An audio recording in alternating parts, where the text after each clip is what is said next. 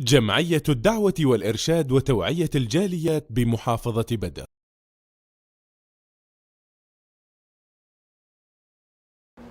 বিসমিল্লাহ আলহামদুলিল্লাহ সালাতু আসসালামু আলা রাসূলিল্লাহ বাদ। সুপ্রিয় দর্শক ও শ্রোতা বন্ধুগণ, গায়েব অদৃশ্যর বার্তা, এটার দ্বারক বাহক কে? এটা কার গুণ? মহান সত্তা ছাড়া অন্য কেউ কি গায়েব জানেন? নবী, রাসূল, অলি, আউলিয়া, পীর, দরবেশ কেউ কি আছেন এই পৃথিবীতে?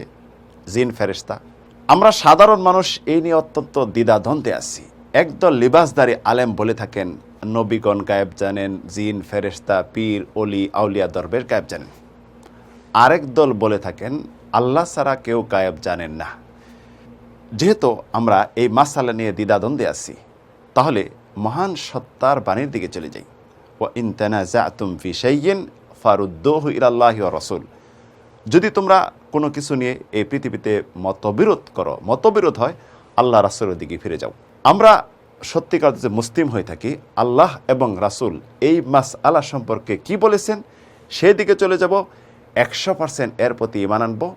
যদি আমাদের ভ্রান্ত আকীদা থাকে, এই থেকে সম্পূর্ণ তওবা করে সঠিক পথে ফিরে আসব। আল্লাহর বাণীর দিকে চলে যাই। একাধিক আয়াত রয়েছে। একমাত্র গায়েবের দ্বারক বাহক হলেন মহান স্রষ্টা, অন্য কেউ নয় এই পৃথিবীতে। কুল্লা ইয়ালামু মান ফিস সামাওয়াতি ওয়াল আরদিল গায়বা ইল্লাল্লাহ। হে নবী, তুমি বলো আসমান এবং জমিনে যা কিছু আছে আল্লাহ ছাড়া কেউ গায়েব জানেন না।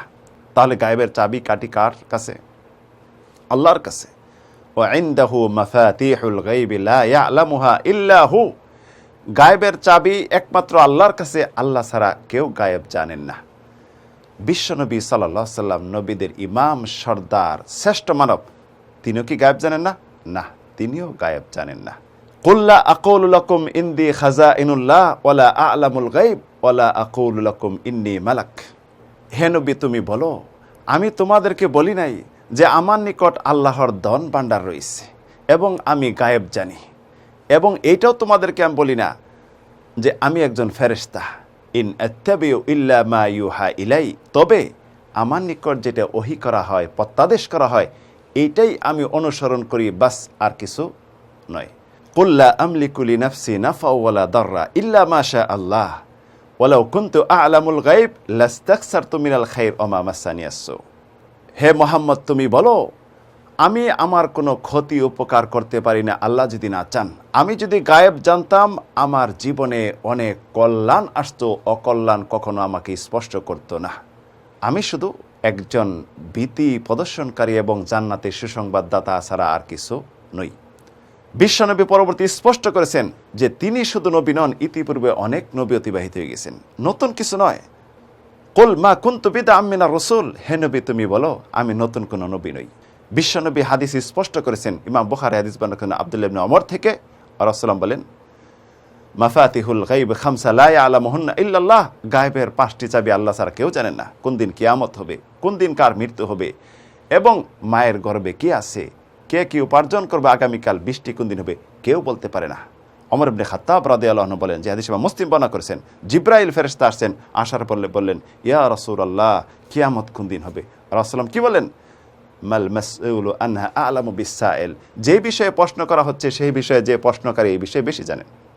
তে বিশ্বনবী গায়েব জানেন না, এটি কোরআন এবং সুন্নাহ দ্বারা সাব্যস্ত।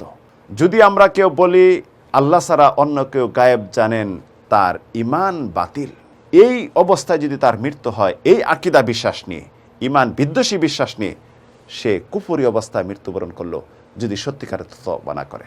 আসুন কোরআন এবং সুন্নাহর দিকে ফিরে যাই, ভ্রান্ত আকীদা মতবাদকে ছুঁড়ে ফেলি, কোরআন এবং সুন্নাহ যেটি বলেছে এর উপর ঈমান আনি, সত্যিকারতে মুসলিম হিসাবে মৃত্যুবরণ করি।